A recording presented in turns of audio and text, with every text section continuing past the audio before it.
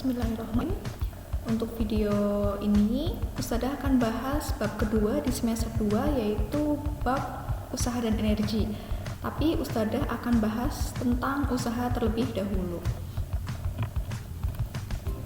Di sini terlihat ada seorang laki-laki sedang menarik pohon, di mana pohon ini sudah ditebang ya. Jadi ini sisa hasil ditebang. Nah, si laki-laki ini menarik pohon ini dengan sebuah tali sampai dia merasa capek, sampai dia bajunya basah karena keringat, tapi pohon ini tidak bergerak sama sekali. Nah, apakah laki-laki ini sudah disebut mengeluarkan sebuah usaha? Belum. Kenapa? Karena usaha adalah energi yang disalurkan gaya ke sebuah benda sehingga benda itu bergerak. Jadi benda itu harus bergerak ya, sehingga itu akan disebut sudah mengeluarkan sebuah usaha. Karena pohon ini diam meskipun ditarik, artinya usaha yang dikeluarkan oleh laki-laki ini bernilai 0. Nah, di sini variabel yang penting yaitu ada gaya F dan bergerak. Karena bergerak berarti ada perpindahan ya, ada jarak ya, yaitu S. Jadi persamaan usaha adalah hasil perkalian dari gaya dan perpindahannya. Jadi W sama dengan F dikali S, di mana W adalah usaha dengan satuan Joule, F adalah gaya dengan satuan Newton, dan S adalah perpindahan dengan satuan meter. Usaha bisa bernilai positif. Kapan? Yaitu ketika gaya luar bekerja memindahkan benda. Ini misalkan di gambar ini ya, ada balok yang ditarik dengan gaya F, di mana gaya F ini membentuk sudut, dan sudutnya yaitu harus bernilai 0 sampai 90 derajat. Jadi F-nya di sini searah dengan arah perpindahannya, itu sama-sama menarik ke kanan. Jadi usahanya bernilai positif. Contohnya, misalkan ada kuda menarik kereta ya. Nah, kudanya kan memberi gaya F nih ke kanan, keretanya juga bergerak ke kanan, sehingga usaha yang dikeluarkan oleh kuda ini bernilai positif. Kemudian usaha bisa bernilai negatif, yaitu ketika gaya luar menentang gerakan benda. Misalkan ada sebuah balok ini bergeraknya ke kanan tapi ditarik oleh gaya F ke kiri, di mana membentuk sudut yang nilainya 90 sampai 180 derajat. Misalkan ada seorang anak menarik gerobak di jalan ini ya, tanjakan gitu ya, jalannya tuh miring, di bidang miring. Nah, karena jalannya menanjak, otomatis kan gerobak ini ya, kalau kita lepaskan otomatis bergerak ke bawah ya. Di sini kalau sesuai gambar berarti gerobaknya bergerak ke kanan, sedangkan si anak menarik gerobaknya ke atas, yaitu ke kiri. Nah, gaya di sini bertentangan dengan gerakan benda, sehingga usaha yang dikeluarkan anak ini bernilai negatif. Dan usaha juga bisa bernilai 0. Kapan? Yaitu ketika gaya tegak lurus terhadap perpindahan. Jadi sudut yang terbentuk itu 90 derajat. Kemudian benda tidak berpindah ya, S-nya 0, seperti yang tadi sudah contohkan, yang laki-laki menarik tadi ya, yang sisa penebangan pohon. Kemudian jika resultan gaya yang bekerja bernilai 0. Jadi kalau sigma F sama dengan 0, maka usahanya juga bernilai 0. Contoh di sini ada laki-laki membawa beban di pundaknya dan dia sedang berjalan ke arah kiri ya. Kalau lihat gambar ya, dia sedang maju ya ke arah kiri. Nah, benda ini kan bermassa M, sehingga dia punya gaya berat. Gaya berat di sini ya, jadi usaha yang dilakukan gaya berat di sini nilainya 0 karena gaya berat dan perpindahannya itu membentuk sudut 90 derajat ya, tegak lurus ya. Jadi usahanya bernilai 0. Kita akan membahas usaha pada gaya yang membentuk sudut. Jadi di sini ada petugas kebersihan yang sedang memotong rumput dengan mesin pemotong rumput. Nah, si petugas kebersihan ini mendorong mesinnya dengan gaya F, di mana gaya F-nya ini membentuk sudut theta. Karena didorong oleh Pak petugas kebersihan ini, mesin pemotongnya bergerak ke kanan ya. Jadi gayanya searah dengan perpindahannya, itu sama-sama ke kanan.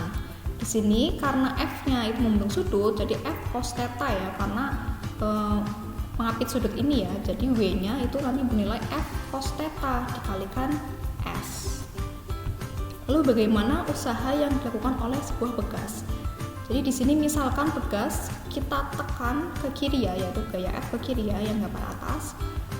Setelah kita tekan, maka bekas itu akan berusaha kembali ke bentuknya seperti semula. Jadi ada yang disebut dengan gaya pemulih yang nilainya negatif K dikali delta X kuadrat. Negatif di sini bukan berarti nilainya negatif ya, tapi hanya menunjukkan arahnya, yaitu berlawanan dengan gaya tekannya tadi. Nah, saat dia berusaha kembali ke bentuk semula ya, jadi di sini kan ada X1 dan X2 ya. Jadi ini ketika ditekan, di sini ada jarak X1, kemudian dia kembali ke bentuk semula, ada X2, di sini ada delta X, ada perubahan panjang bekasnya.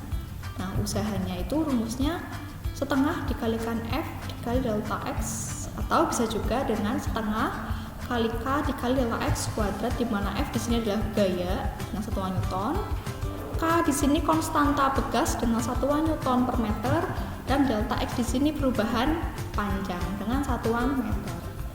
Yang terakhir, usaha pada gaya gravitasi Newton. Misalkan ada bumi ya, kemudian ada roket, di mana roket ini kan meluncur ya, meninggalkan bumi.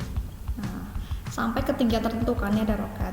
Nah, massa bumi adalah M dan massa roket di sini M kecil. Kalau massa bumi M besar, massa roket M kecil. Kemudian ada jari-jari bumi, nilainya R bumi, R-nya R kecil, dan roket ini sudah menuju ke ketinggian tertentu. Ketinggiannya pakai variabel H ya, biar mudah. Lalu jari-jari bumi ini disebut dengan jarak pertama, yaitu R1, R-nya R besar. Nah, kalau jarak roket dari pusat bumi, kita pakai variabel R besar, R2. Di sini R1-nya itu jari-jari bumi, sedangkan R2-nya itu ketinggian benda dari pusat bumi. Kemudian usahanya itu G dikali M besar dikali M kecil dikali 1 per R2 min 1 per R1. G di sini tetapan gravitasi Newton, nilainya 6,67 dikali 10 pangkat min 11 Newton meter persegi per kilogram kuadrat.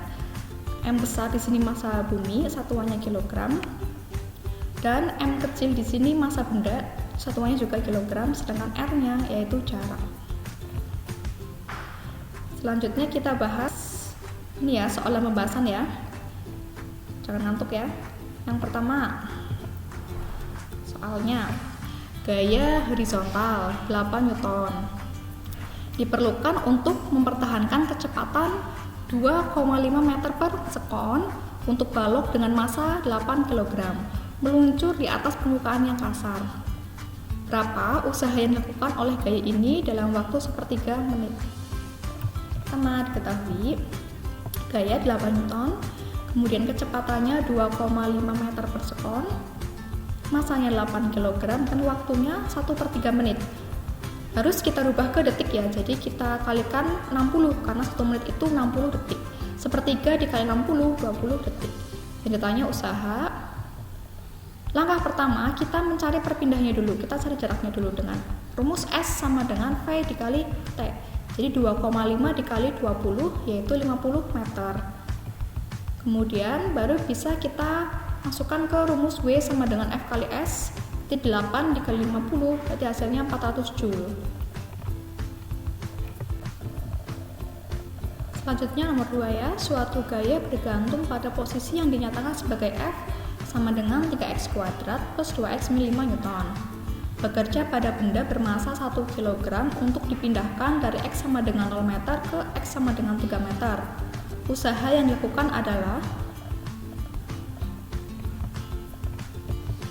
diketahui F di sini ya 3x kuadrat plus 2x min 5 Newton, kemudian massa benda 1 kg dipindahkan dari x1 nya 0 meter ke x2 nya 3 meter. Yang ditanya usaha.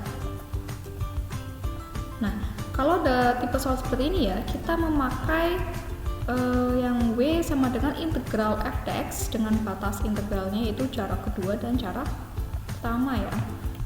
Jadi di sini integral 3x kuadrat plus 2x min 5 dx ya dengan jarak 0 sampai 3. hasil integralnya itu x pangkat 3 plus x kuadrat min 5x. Nah, setelah itu kita substitusi batas-batasnya. Yang pertama batas atas dulu ya. Jadi 3 pangkat 3 plus 3 pangkat 2 min 5 kali 3 dikurangi dari batas keduanya ya. 0 pangkat 3 plus 0 pangkat 2 min 5 dikali 0. Jadi hasilnya 21 Joule. Yang ketiga, sebuah gaya F bekerja pada benda yang bergerak sepanjang sumbu X. Usaha yang dikerjakan gaya Fx pada benda dari X sama dengan 2 sampai dengan X sama dengan 9. Nah, di sini ada grafik nih. Jadi, kalau tipe soal grafik ya, langkahnya adalah kita mencari luasan dari bangun yang dibentuk oleh grafik itu. Maksudnya gimana? Gini. Kan batasnya kan X sama dengan 2 sampai dengan X sama dengan 9 ya. Jadi batas itu 2 sampai 9. Nah, kita lihat nih 2 sampai 7 itu terbentuk bangun trapesium. Jadi si bangun trapesium ini kita anggap luas 1.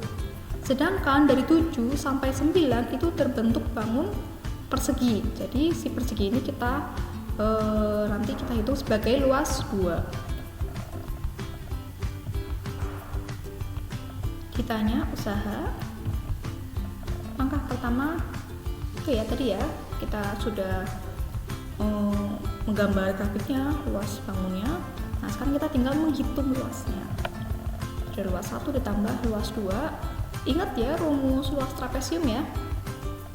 Apa rumusnya? Itu S1 ditambah S2 ya, jumlah sisi sejajar kali tinggi dibagi 2. Nah, ini kenapa ada tanda negatif? Karena trapesium di sini ya, tinggi trapesiumnya itu berada pada sumbu Y negatif, sehingga nilai luasnya di sini juga negatif. Ditambah luas 2, luas persegi ya, sisi dikali sisi. Kemudian kita substitusi di sini sisi sejajarnya ya. Pertama itu ada dari 2 sampai 7. Jadi ada 5, 1, 2, 3, 4, 5. Kemudian sisi yang kedua ini dari 4 sampai 6. Di 2 ya, 1, 2. Jadi 5 ditambah 2. Kemudian untuk tingginya di sini ada 0 sampai min 2 ya. Jadi 1, 2, tingginya 2 dibagi 2. Kemudian untuk sisi perseginya juga 2 kali 2. 7 ke 9 itu 2. 7, 8, 9, 2. Tingginya juga 2. Jadi min 7 ditambah 4 hasilnya min 3 Joule. Jadi usahanya bernilai negatif.